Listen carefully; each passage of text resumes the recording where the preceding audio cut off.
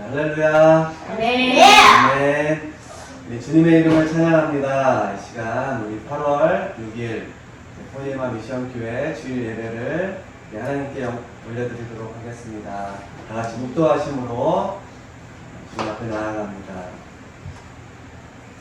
하나님은 영이시니 예배하는 자가 영과 진리로 예배할지니라. 아멘. 좋으신 하나님 감사합니다. 오늘도 복된 주일을 우리에게 허락하여 주시고 하나님을 전심으로 예배할 수 있도록 인도하신 하나님, 이 시간 예배하는 자들이 모였습니다. 주님 한 분만을 바라보며 영과 진리로 주님만을 예배하는 저희들 되게 하여 주옵소서. 예배 첫 시작부터 끝까지 주님 홀로 영광 받아주실 줄 믿사옵고 감사함 예수님의 이름으로 기도드립니다. 아멘. 네. 함께 이 시간 찬양하며 주님 앞에 나아가겠습니다.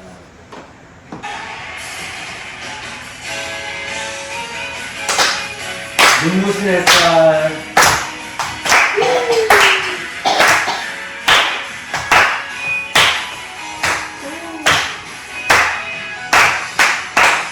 눈부신 햇살 하늘 넘어 내게 주어진 주님의 사랑 뻗어가네 날 마르네 나 얼었네 변함없는 그 사랑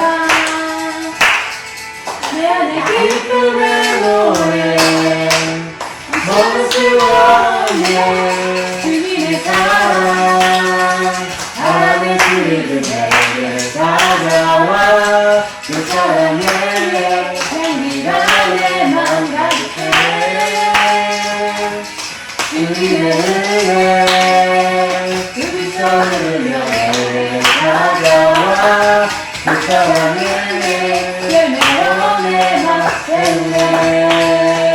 우리 한 번 더 찬양할 때 입술을 들어서 입술을 열어서 목소리로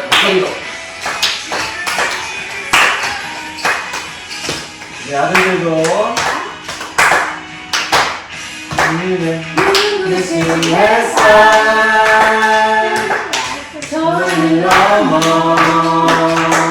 내게 주어진 주님의 사랑 기뻐져가네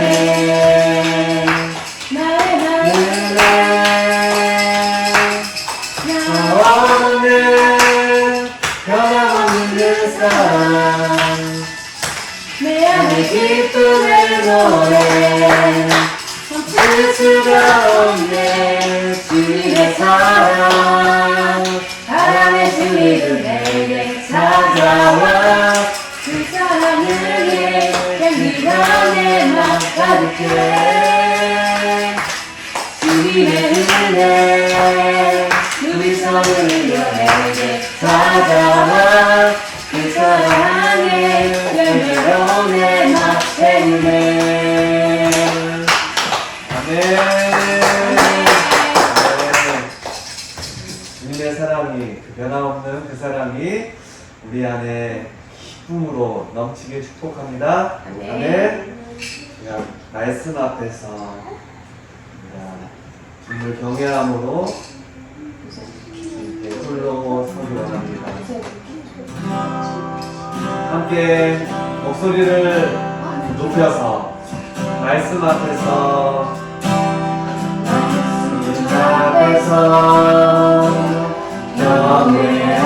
경외함으로 주께 홀로 섭니다. 생명의 말씀 들고 순종해 주를 예배합니다. 기록된 말씀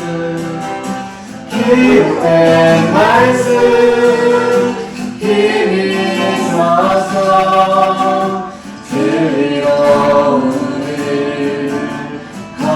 함께하며 거룩한 말씀 세세 영원히 복음이 되어 말씀하시네 하나님 말씀에 두려워 떠는 자 그 말씀에 생명을 거는 자 한 사람 찾으시는 주님의 약속을 믿어 하나님 말씀에 명을 거는 자 순종하며 주 따라가는 자 영원한 하나님 나라 이어갈 주의 교회여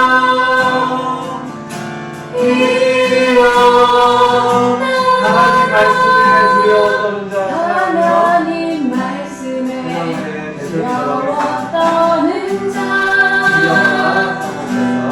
그 말씀에 생명을 거는 자 한 사람 찾으시는 주님의 약속을 믿어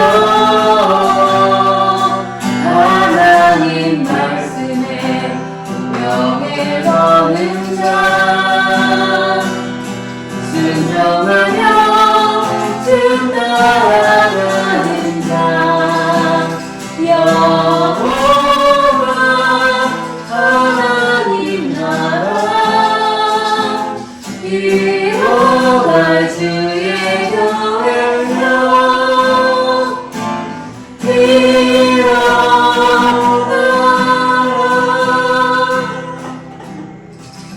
아멘.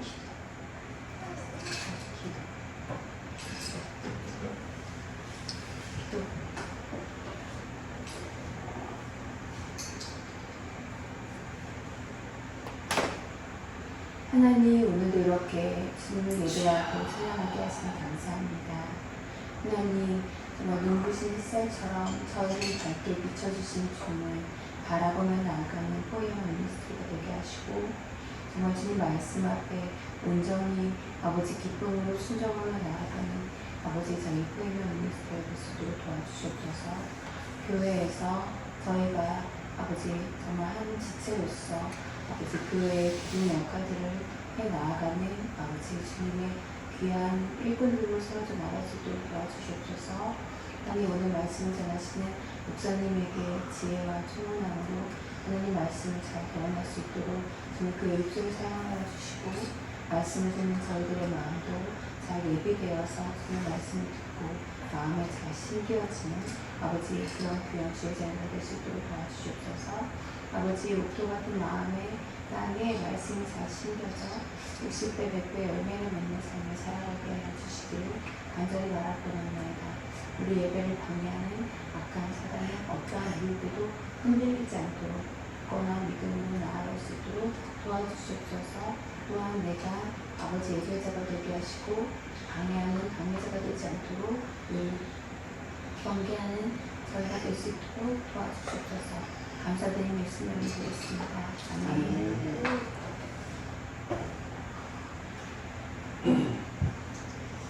귀한 우리 예배에 잘 나온 사랑하는 형제 자매들 주님의 이름으로 축복합니다. 이 시간 서로를 바라보면서 함께 인사 나누겠습니다. 주님의 이름으로 사랑합니다. 주님의 이름으로 사랑합니다. 주님의 이름으로 축복합니다. 주님의 이름으로 축복합니다. 아멘.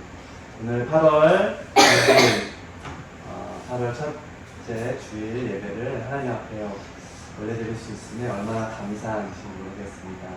또 지난 한 주 동안 또 폭염으로 너무나 더운 날씨를 우리가 겪었는데 잘 견디고 이겨서 승리해서 오늘 이렇게 건강한 모습으로 함께 할 수 있어서 감사를 드립니다.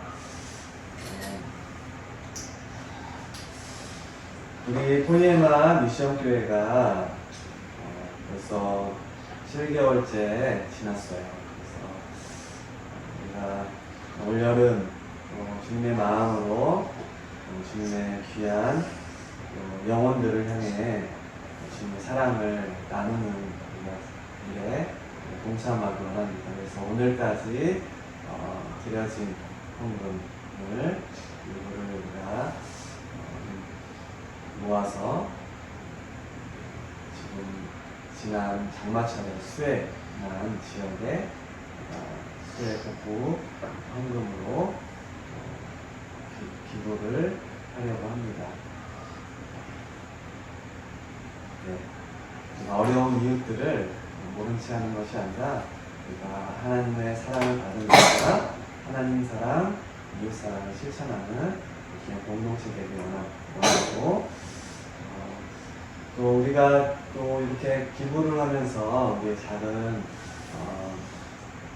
정성을 또 헌금을 나누기도 하지만 우리가 마음으로도 기도해 줄 수 있는 동역자들이 되기 원합니다. 그래서 우리가 날마다 또 말씀 PT하고 기도할 때마다 어려운 이웃들, 이 세상에 복음을 알지 못하고 하나님의 은혜 가운데 거하지 못한 영혼들이 많이 있어요. 그래서 우리가 영혼들은 주님께로 돌아올 수 있도록 우리가 우리의 삶을 통해서 그런 복음의 그냥 통로가 될 수 있도록 서로를 위해서 각자를 위해서 같이 기도하며 나아가기 원합니다.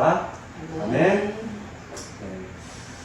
특별히 우리가 사도행전의 말씀을 또한 나누고 있기 때문에 초대교회 정말 하나님께서 우리 아들을 보내주시고 또 예수님께서 3년의 공생의 기간 동안 제자들과 함께 주님의 말씀을 전하고 그 말씀대로 땅끝까지 이르러 내 증인이 되라고 말씀하신 그 말씀을 기억하면서 우리가 살아갔던 초대교회의 그런 수많은 믿음의 사람들의 발자취대로 우리가 말씀 가운데 나누고 또한 우리가 그렇게 그들을 통해서 또한 복음을 전해 들은 우리도 동일하게 복음의 일꾼으로 나아가기 원합니다. 그래서 이렇게 우리가 날마다 매일매일 우리의 삶이 하나님께 아름다운 축복의 통로, 복음의 통로 되길 기도하면서 살아가기 축복해요. 아멘. 아멘. 좋습니다. 네. 함께 이 시간에는 하나님 말씀 나누겠습니다. 오늘 말씀은 사도행전 말씀 17장, 사도행전 17장 1절로 15절의 말씀을 함께 나누도록 하겠습니다. 사도행전 17장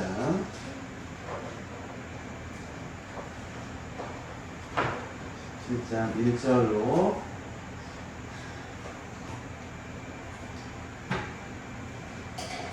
15절의 말씀.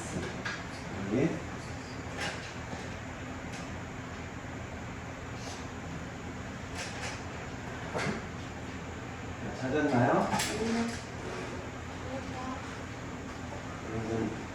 17장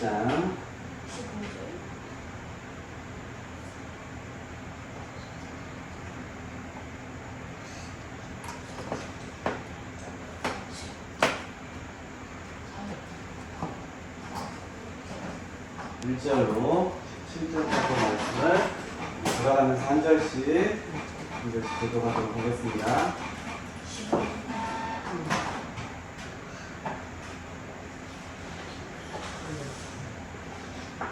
17장 1절입니다. 그들이 암비볼리와 아볼로니아로 다녀가 데살로니가에 이르니 거기 유대인의 회당이 있는지라. 바울이 자기의 관례대로 그들에게 들어서 새 안식일에 성경을 가지고 강론하며 뜻을 풀어 그리스도와 해를 얻고 죽으자 내가 다시 살아나야 할 것을 제가 너에게 내가 너에게 전하는 이 예수가 곧 그리스도라.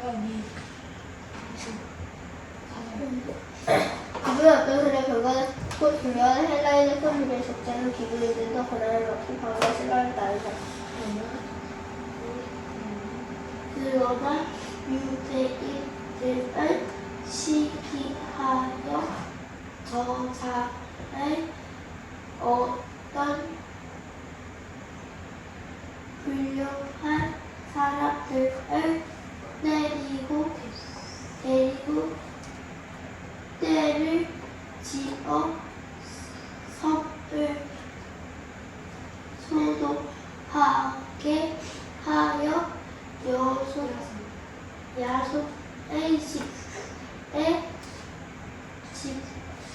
침입하여 그를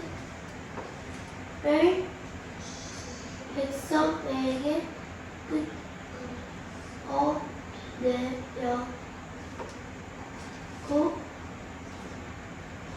찾아으나 발견하지 못하네 야손과 그 형제들을 끌고 육장들 앞에 가서 소리질러 이르되 천하를 어지럽게 하는 이 사람들이 여기 이름에 야손이 그들을 맞아 들였도다. 이 사람들이 다 가이사의 명을 거역하여 말하되 다른 임금 곧 예수라는 이가 있다 하더이다 하니 무리의 업장들이 이 말을 듣고 소동하여 야손과 그 나머지 사람들에게 보석거를 놓고 놓아집니다. 밤에 형제들이 받고 바울과 신라를 베레아로 보내니 그들이 이르러 유대인의 회장에 들어갑니다. 베레아에 있는 사람들은 데살로니가에 있는 사람들보다 더 너그러워서 간절한 마음으로 말씀을 받고 이것이 그런한가 하여 날마다 성경을 사고 하므로 그 중에 믿는 사람이 많고 또 헬라의 기부인과 남자가 적지 아니하나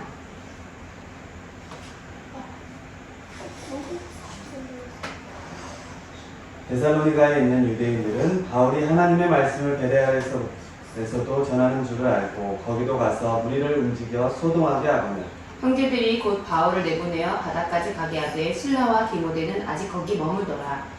바울이 인도하는 사람들이 그를 데리고 어디까지 이르러 그에게서 신라와 디모데를 자기에게로 속히 오게 하라는 명령을 받고 떠나니라. 아멘. 아멘. 우리 오늘 말씀 함께 읽어볼까요? 시작. 사명과 말씀을 붙잡는 성도. 사명과 말씀을 붙잡는 우리 성도인, 우리 사랑하는 공동체 우리 형제자매 되길 축복합니다. 말씀 함께 나누겠습니다. 기도하고 말씀 나누겠습니다. 어느가 하나님의 말씀은 살아있습니다. 하나님의 말씀을 찾아옵니다. 그 말씀은 우리의 삶을 변화시킵니다. 그 말씀은 우리의 삶을 살려줍니다. 그 말씀은 우리의 그 말씀을 생각을 변화시킵니다. 생각을 변화시킵니다. 말씀을 듣게 하소서. 말씀하셔서 말씀에 집중하게 하소서. 말씀에 집중하게 하소서. 예수님의 이름으로 기도합니다. 예수님의 이름으로 기도합니다. 네. 어쩌한 선교사님이 이제 오랫동안 아프리카 선교 사역을 마치고 이제 은퇴할 때가 되어서 고국 땅으로 돌아오게 되었어요. 선교사님은 아프리카 선교를 평생 동안 하고 난 뒤로 사역을 다 마치고 그 사역지를 뒤로 하고 이제 배를 타고 고국으로 다시 돌아오는 그 순간이 정말 남달랐다고 해요. 특별히 자신의 가족들, 특별히 자신과 평생 함께하면서 선교 사역을 했던 아내와 함께 이제 고국 땅에 도착할 것을 기대하면서 자신이 오랫동안 사역했음으로 인해서 또 환영할 수많은 믿음의 사람들과 이야기 나누고 싶어 할 그런 것들을 생각하면서 하루나도 가슴이 벅차오르면서 마음속에 기쁨이 있었다고 합니다. 그런데 이제 제가 어느덧 고국 땅의 항구에 이제 딱 다다를 때쯤 저 멀리서부터 수많은 인파가 막 환호하고 소리 지르면서 선교사님이 타고 있는 그 배를 환호하면서 맞이하고 있는 모습이 눈에 띄었다는 거예요. 그리고 배가 어느덧 항구에 도착하자 막 사람들이 박수 치면서 소리를 지르면서 환호하면서 와! 이 선교사님을 맞이하는 것 같았어요. 그런데 이 선교사님과 선교사님 아내가 배에서 딱 내리고 나서 와, 사람들에게 다가가서 이제 자신이 아프리카 선교회 사역을 다 마치고 돌아왔습니다 하면서 얘기를 하려고 하는 그 순간에 그 수많은 인파가 그 자리에 모여 있었던 이유를 알게 되었습니다. 그 이유는 바로 그 배에 자신의 나라의 대통령이 타고 있었던 거예요. 그래서 다른 나라 아프리카 땅에 순방을 하고 돌아오는 그 길을, 배를, 선교사님이 타고 있는 배에 올랐던 거예요. 그래서 배가 도착하자 수많은 그곳의 항구에 살고 있는 사람들, 또 대통령을 보좌하는 보좌진들, 정부 관계자들이 하나같이, 또 기자들이 벌떼같이 몰려들어서 환호하고 대통령을 맞이했다는 거예요. 그것을 알게 된 선교사님은 마음이 조금 쓸쓸했다고 해요. 그리고 나서 속으로 하나님께 이렇게 얘기해요. 하나님 너무하십니다. 평생 아프리카 선교를 마치고 전도를 열심히 하고 복음을 위해서 이렇게 살고 힘썼는데 아무도 저희를 환영하고 있는 사람들이 없네요. 이렇게 안타까워하면서 하나님 앞에 쓸쓸히 마음속으로 토로했던 모습을 가졌다고 합니다. 그때 하나님의 음성이 자신의 마음속으로 불현듯 들리는 소리가 느껴졌는데 뭐라고 얘기했냐면 이렇게 선교사님한테 하나님의 음성이 들렸다고. 아들아, 넌 아직 집에 도착하지 않았단다. 선교사역을 마치고 이제 은퇴할 나이가 되어서 고국으로 다시 돌아왔던 모국으로 다시 돌아왔던 이 선교사님에게 하나님의 음성이 이렇게 들린 거예요. 아들아, 넌 아직 집에 도착하지 않았다. 내 집에 도착하지 않았다. 이게 무슨 말일까요? 선교사님에게 들렸던 하나님의 이 음성이 어떤 말씀입니까? 바로 하나님을 믿고 하나님의 사역을 복음을 위해서 살았던 사는 우리들은 우리의 삶이, 우리의 생이 다 끝나기까지 아직 끝난 것이 아니라는, 다시 말해서 우리가 가야 될 그 본향 땅에 아직 도착하지 않았다는 거죠. 우리는 어디를 향해 나아가는 자들입니까? 천국. 바로 하나님의 자녀된 우리들은, 바로 천국 백성인 우리들은 우리의 본향, 우리의 영원한 안식처, 우리의 집, 우리가 영원히 거할 처소, 그것은 바로 천국이기에 우리의 생이 끝나기 전까지는 아직 도착하지 않은 거예요. 그렇기 때문에 우리가 비록 은퇴할 나이가 되어서 이제 선교 사역을 다 마쳤다고 함에도 불구하고 우리가 끝나지 않을 것은 우리가 남은 여생, 생이 마치는 그 순간까지 우리가 복음을 위해서 살아가야 된다는 것을 우리는 기억해야 되는 거예요. 아멘. 아멘. 아멘. 아멘. 자, 그렇다면 우리가 지난 시간 또 오늘 본문의 말씀을 통해서 하나님의 사명을 감당하면서 살았던 한 사람 누구죠? 바로 바울. 바로 바울의 전도 여행을 우리가 계속해서 보고 있는데 지난 시간에는 1차 전도 여행이었어요.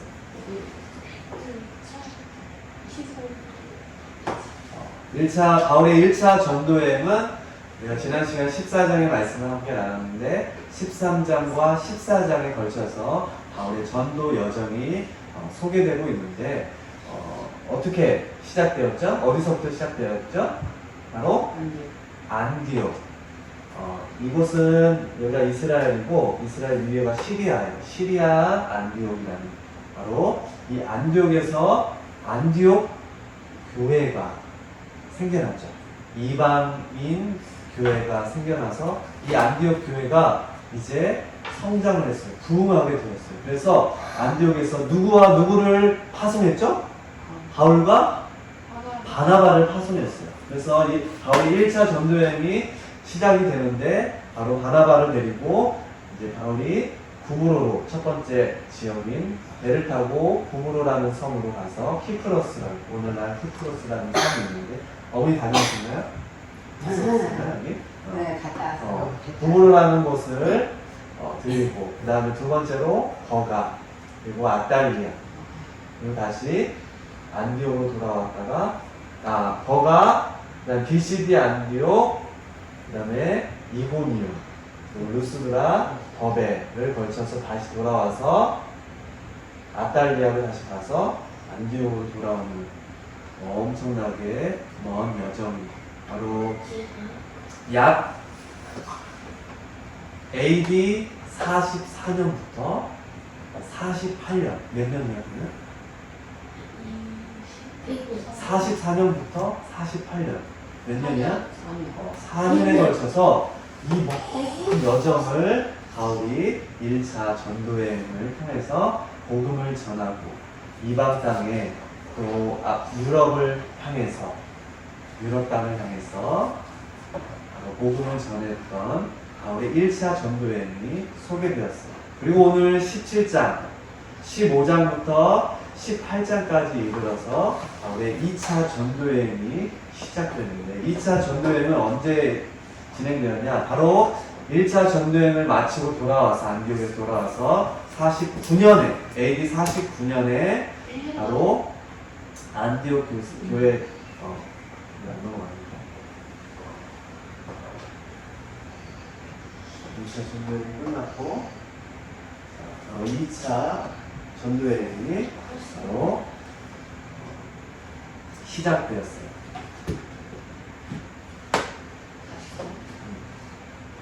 안디옥 교회에 파송을 받아서 예루살렘 교회에 갔다가 돌아온 후에 2차 전도여행을 다시금 바울이 떠나게 되는데 오늘 본문의 말씀이 바로 이 17장의 말씀이 바로 그 중간 지역이 데살로니가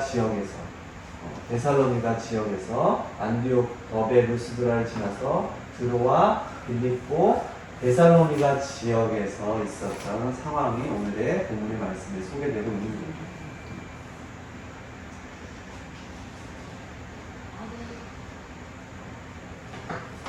바로 AD 49년부터 AD 52년까지 총 몇 년? 이것도 2차 전도여행도 바로 4년에 걸쳐서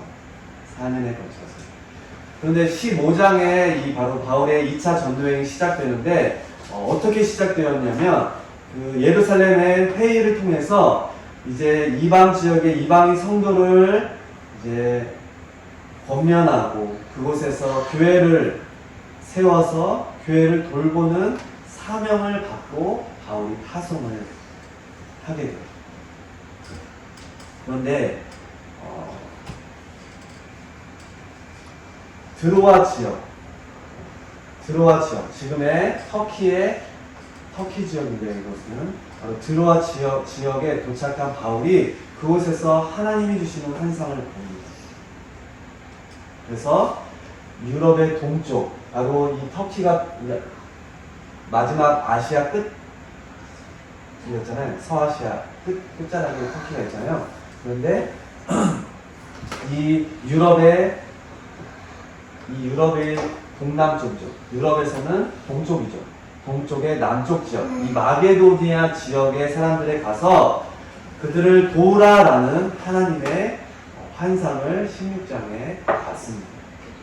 그래서 바울이 드로아까지만, 이 서아시아까지만 복음을 전하는 것이 아니라 이제 유럽까지 진출하게 되는, 그러한 유럽까지 복음을 전하게 되는 일이 이 바로 드로아 지역에서 하나님께서 환상을 통해서 마게도니아 지역을 도우라, 그들에게 복음을 전해라 라는 사명을 받고 나아가고 있는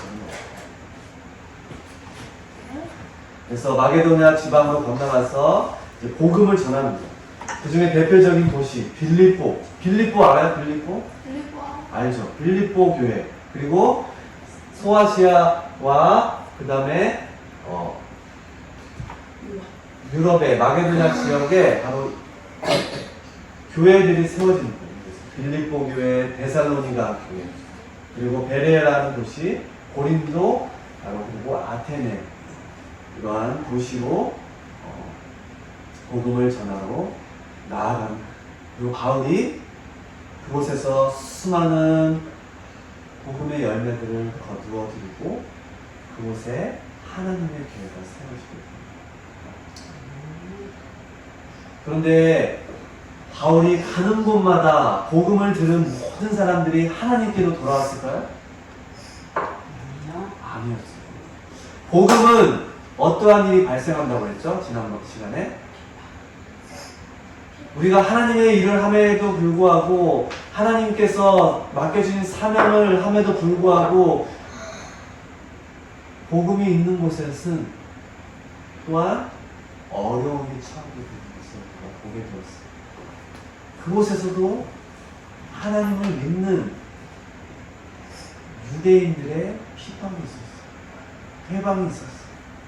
아니, 하나님을 모르는 사람이면 당연하다고 생각할 텐데, 하나님을 믿는 사람들조차도 복음을 방해하고 핍박이 일어났어요. 그뿐만이 아니었죠. 이 당시 바울의 이 당시 초대교회 이 당시는 어떠한 시대였어요? 누가 천하를 호령했던 시대였어요? 맞아요. 로마와 그리스 로마 시대였어요. 그래서 특별히 이 마게도니아 지역은 어느 나라 지역이었어요? 오늘날? 그리스 지역이죠. 아테네, 그리스 지역. 그래서 그리스는 옛날에 헬라 문화가 발생해요. 헬레니즘 문화. 우리 세계사를 배워서 알잖아요. 그렇죠? 그래서 헬레니즘 문화는 어떤 문화였어요? 수많은 무엇들이 있었어요? 우리가 좋아하는 신화가 있었죠. 신화들. 그리고 또 그 신화를 통해서 무엇을 만들어냈어요? 막 사람들이 신을 만들었어요. 우상을 만들었어요. 수많은 신화와 우상들이 많은 바로 다신론이 있는 지역이 어느 지역일까? 이 마게도니아 지역이었던 거예요. 그래서 이곳에 복음을 전하는 게 쉬울까 어려울까? 그래서 어려운 거죠. 유일한 하나님을 믿으라라고 복음을 전하는 게 쉽지 않았어요. 왜냐하면 이 지역은 바로 수많은 다신교를 믿는 사람들이 있었던 곳이다. 수많은 신화들이 있었던 곳이 이 지역이었기 때문에 이 헬레니즘 문화와 특별히 로마 시대에 황제를 떠받들였던 이 시대에 복음을 전한다는 건 쉽지 않았던 거예요. 엎친 데 덮친 것이죠.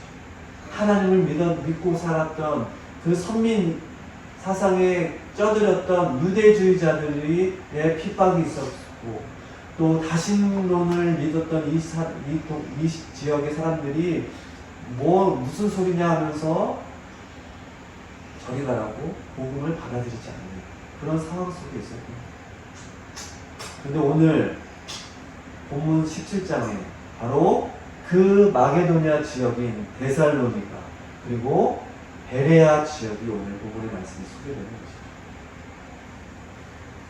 이 데살로니가 베레아 지역은 특별히 하나님을 믿는 유대인들이 많이 살고 있었던 지역이라고 합니다. 그래서 유대주의자들의 방해가 있었던 곳이 바로 이곳이었던 거예요. 그리고 아테네, 아덴과 고린도 이 지역들은 다신론이 있는 우상을 숭배하고 신화를 쫓아 살았던 사람들이 많은 곳이 이곳이었어요. 그래서 이러한 사람들의 해방이 있었던, 핍박이 있었던 곳이 이 지역이었던 거예요. 자, 그렇다면 여기서 첫 번째 질문. 첫 번째 질문. 바울이 이 데살로니가에 있는 유대인 회당에서 복음을 전하고 예수님을 전할 때 사람들의 반응이 어땠는지 우리 한번 말씀을 한번 찾아봅시다. 1절부터 5절까지 있는 말씀인데 우리 은수가 한번 큰 소리로 읽어볼래요? 1절부터 5절까지. 17장? 윤수랑 같이 읽어보세요. 17장? 17장. 그들이 암비볼리아 아볼로니아로 다녀가 데살로니가에 이르니 거기 유대인의 회당이 있는지라. 바울이 자기의 관례대로 그들에게로 들어가서 새 안식일에 성경을 가지고 공부하며 뜻을 풀어 그리스도가 해를 받고 죽은 자 가운데서 다시 살아나야 할 것을 증언하고 이르되 내가 너희에게 주는 이 예수가 꼭 그리스도라 하니 그들 어떤 자였고 경건은 헬라인의 큰 무리 부자는 불교인도 구원을 받고 바울과 신뢰를 따르며 그러나 유대인들을 시기하여서는 어떤 불량한 사람들을 데리고 때리지어 성을 소동하게 하여 야선의 뒤에 침입하여 너를 그리스도에게 끌어들이고 찾았으나. 아멘. 자, 어떤 일이 있어요? 4절과 5절에 어떤 경건한 헬라인들은 권함을 받고 바울과 실라를 따르는 사람이 있었어요. 그런데 유대인들은 뭐 했어요? 거기서 그들을 시기했어요. 저자가 어떤 불량한 사람들을 데리고 때를 지어서 소동을 일으킨다 하면서 그들을 백성에게 끌어가려고 찾았죠. 바울을 잡으려고 한 거예요. 방해가 만만치 않았던 것이죠. 바울이 복음을 전하자 경건한 헬라인들, 적지 않은 귀부인들은 복음을 받아들여요. 그런데 그곳에 있는 그런 경건한 헬라인들과 귀부인들은 어떤 사람들일까요? 그러면 이방인들이고 좀 귀부인이라고 하면 뭐예요? 귀부인들?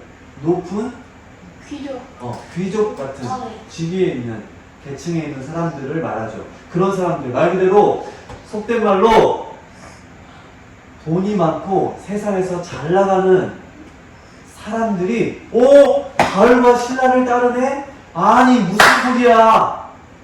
우리 하나님을 믿는 유대인들 유대인 회당에서 말씀을 듣고 유대교를 믿어야지.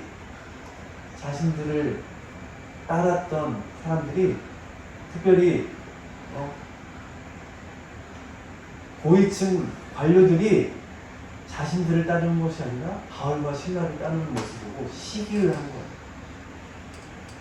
열이 받고 속에서 배가 아픈 것이 아니 저 듣보잡들이 하면서 그래서 바울을 해하기 시작합니다. 불량한 사람들을 데리고 그들이 묵고 있는 야손의 집에 쳐들어가면서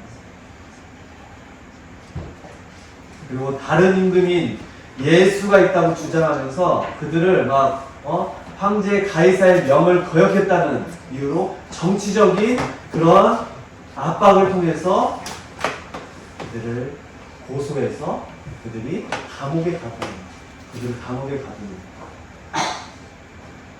그럼에도 불구하고 결국 보석금을 내고 그들이 다시 풀려나게 됩니다.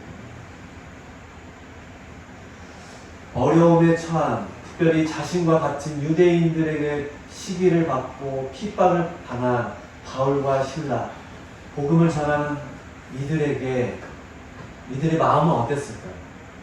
만약에 이수야 너가 복음을 전했어. 근데 나와 같은 동족인 나와 같은 가족인 사람이 너를 막 핍박해. 야, 쓸데없는 얘기하지 마. 너 저리 가! 하면서 막 얘를 고소해버려. 신고해버려.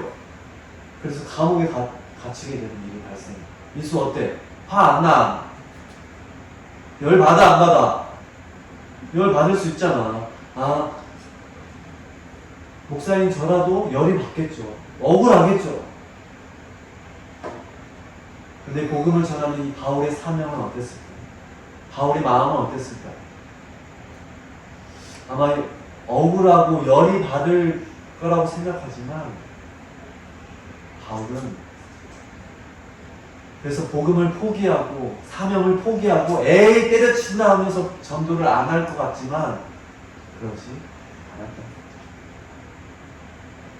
바울은 자신에게 닥친 고난에도 불구하고 결코 흔들리지 않고 하나님께서 가라한 그곳을 향했어요. 복음을 전하고 그래서 바울을 통해서 바울의 2차 전도를 통해서 바로 유럽 지역으로 나아가 교회가 세워지고 믿음의 사람들이 천하를 어떻게 한다고요? 뭐 한다고 말했어요? 여기서? 천하를 노동하게 하는 천하를 흔드는 바로 그러한 하나님의 사람들로 그들이 세움받은 것을 우리가 보게 됩니다. 혹시 내가 하나님을 믿는다고 하면서 혹시 핍박받거나 어려움에 처한 적 있나요? 나는 그런 적 있어요. 항상 있어요. 나 하나님 믿는다고 하는데 좀 어려웠던 적 있었어요? 많죠. 맞아요. 특별히 직장 생활하는 사람들 가운데 어려움을 처한 사람들 많이 듣게 돼요.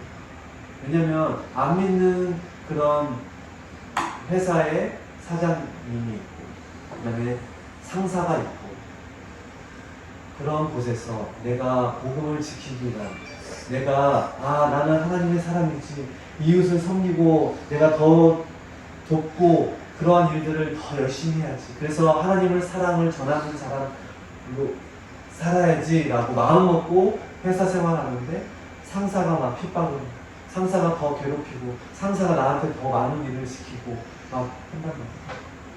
내가 어떻게 이번 이 상황을 참아야 될까요? 바울은 복음을 위해서 자신이 하나님의 일을 함에도 불구하고 고난을 당했어요.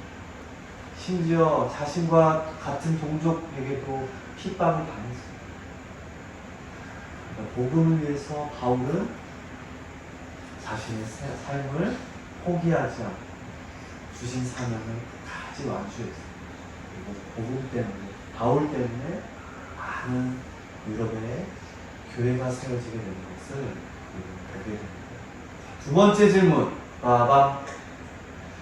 베레아에 있는 사람들이 있었어요. 베레아 지역으로 나아간 바울 일행의 그런 말씀을 들은 이곳 사람들이 그들의 마음이 어떠한 마음으로 바울의 말씀을 바울이 전한 하나님의 말씀을 받았는지 우리 11절 우리 이수가 한번 읽어봐 줄까요? 11절 말씀 11절 말씀 한번 읽어봅시다. 베레아에 있는 사람들은 데살로니가에 있는 사람들도 너그러워서 간단한 마음으로 말씀을 받고 이것이 그런가 하는 날마다 상고하므로 아멘. 아멘.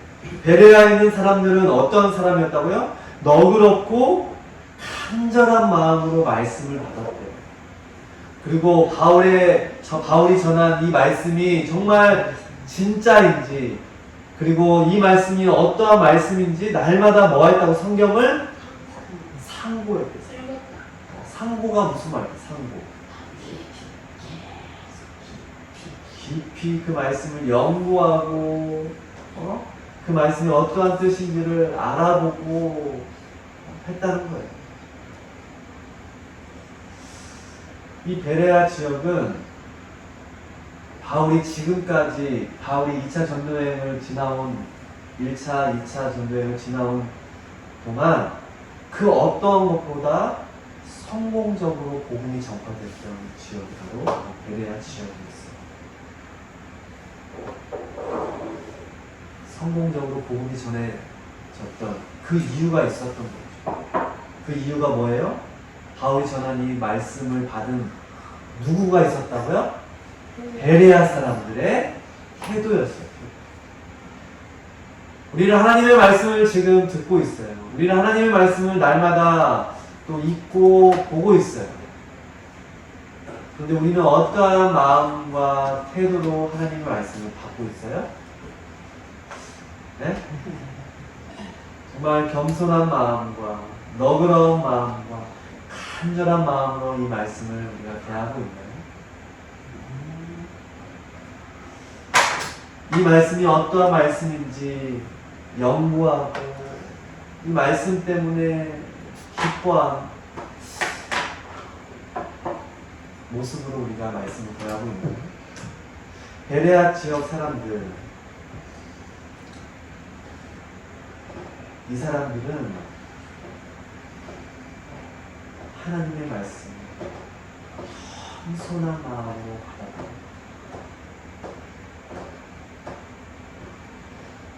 11절 말씀에 너그러워서 이들이 너그러웠다, 데살로니가에 있는 사람들보다 더 너그러웠다라는 말씀이 있는데, 이 너그럽다라는 말씀이 헬라어로 유게네스라는 단어로 쓰였는데 좋다라는 뜻을 갖고 있어요. 그리고 출생이라는 뜻을 담고 있고, 좋다, 출생 의 뜻을 담고 있는 합성어예요. 유게네스.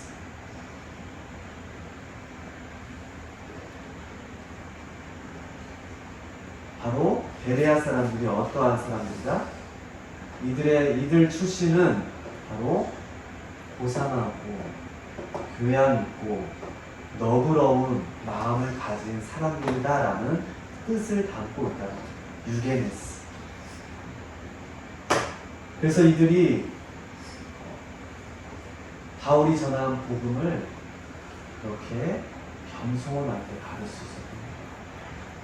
우리가 평소의 태도가, 우리의 평소의 성격이 막 거칠고 화가 나는 성격이라면, 성격의 사람이라면 말씀을 그렇게 겸손히 받기 어렵다는 거예요. 거칠고 그렇게 자신의 성격을 막 표출하는 사람은 어떤 사람의 마음속에 자신이 더 우월하다고 생각하는 마음을 갖고 있는 사람이라는 거예요. 이기심이 내 마음에 더 높다는 사람이라는 거예요. 그런 사람이 내 지식이 더 높고, 데살로니가 사람들이 더 그랬던 거예요. 그들은 정치적인, 왜냐하면 데살로니가가 크고 이 도시가 더 큰 도시였거든요. 그래서 이 도시에 사는 사람들은 문화적으로도 또 경제적으로도 부유한 사람들이었어요. 떵떵거리며 살았던 사람들이었어요. 다 그렇진 않지만 사회 전반의 사람들이 대부분 고위층 사람들이 많았던 거예요. 자신이 잘난 사람들이 너무 많았던 거예요. 그러기에 복음을 받아들이는 것이 더 쉽지 않았던 거예요. 내 마음이 겸손하고 온유하고 한 사람에게 말씀을 더 깊게, 더 잘 들어간다는 거예요. 그렇기 때문에 우리의 마음을 잘 다스려야 됩니다.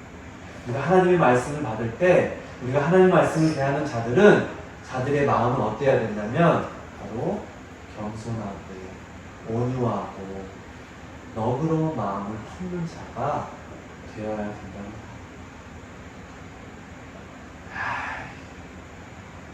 하나님 말씀을 전하는데 내게 하는 말이네. 귀찮아. 뭐야, 나 이런 거 안 해도, 이런 거 안 들어도 나 잘나고 잘 살고 있어. 교만이 충만한 사람, 교만한 마음이 가득한 사람, 그런 사람들에게는 말씀이 깊게 들어오지 못합니다. 베레아 사람들은 마음이 겸손하고 그들의 태도가 온유했다라고 성경은 말씀합니다. 우리가 하나님의 말씀을 어떻게 받아들이고 대해야 되는지를 우리에게 가르쳐 주고 있는 거예요. 베레아 사람들의 신앙의 모습, 이들의 모습을 통해서 이곳이 정말로 복음이 정말로 아름답게 전해진 지역으로 성경에 기록하고 있음을 보게 됩니다. 이들의 사람들이 어떠한 사람들이었는지,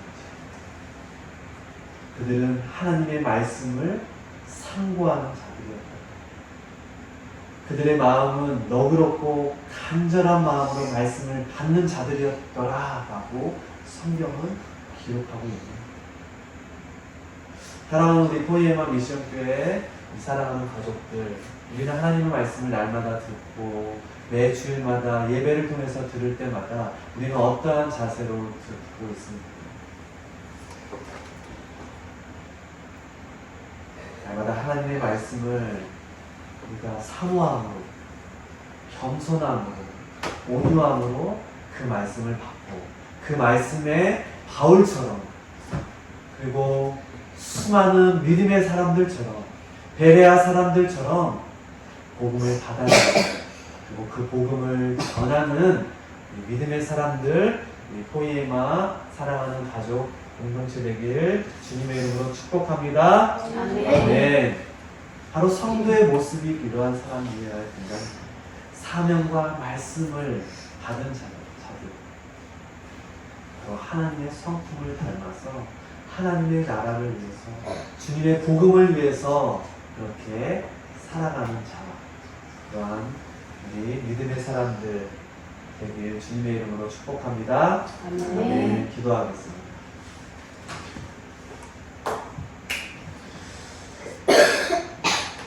좋으신 하나님 아버지 감사합니다. 바울의 2차 전도여행 그 여정을 돌아보며 하나님의 사명을 받고 그 사명 따라 복음을 전하는 일에 애썼던 바울. 그러나 그가 갔던 그 길은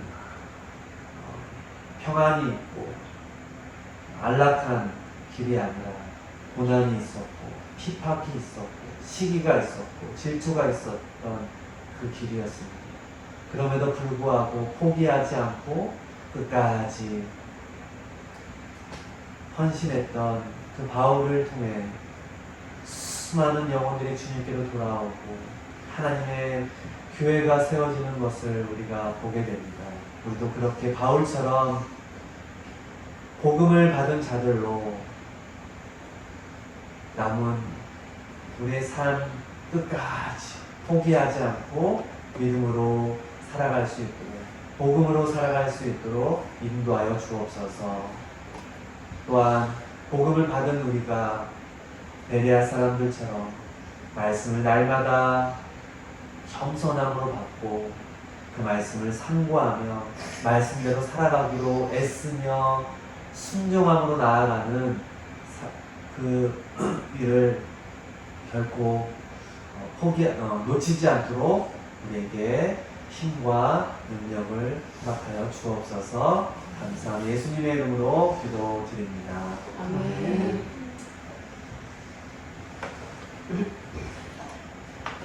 함께 찬송가 461장 십자가를 질 수 있나 1절만 찬양하시면서 우리 공헌하시고 461장 십자가를 질 수 있나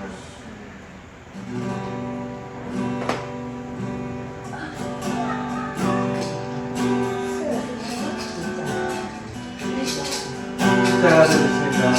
십자가를 질 수 있나 주가 물어보시되